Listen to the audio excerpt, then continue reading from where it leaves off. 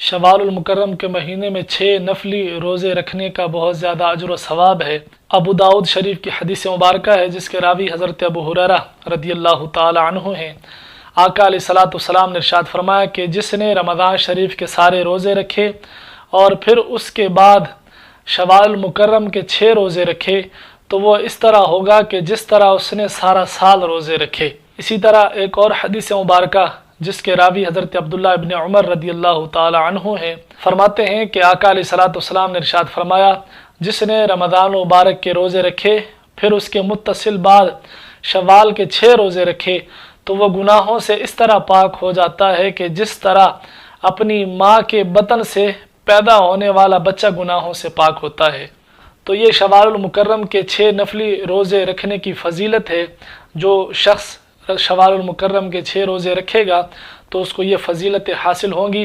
اور اس حوالے سے یہ ہے کہ شوال المکرم کی یہ 6 نفلی روزے مسلسل رکھنا ضروری نہیں ہے، بلکہ آپ گیپ دے کر بھی رکھ سکتے ہیں۔ مثال کے طور پہ ایک دن روزہ رکھا اور پھر 3 دن کا گیپ دے دیا، پھر روزہ رکھ لیا، تو اس طرح اس پورے مہینے میں 6 دن روزے رکھنے ہیں۔ جب آپ کو آسانی ہو پورے مہینے میں 6 دن روزہ رکھیں تو انشاءاللہ یہ ساری فضیلتیں جو احادیث مبارکہ میں بیان کی گئی ہیں وہ حاصل ہوں گی۔ اللہ تعالی ہم سب کو عمل کی توفیق عطا فرمائے۔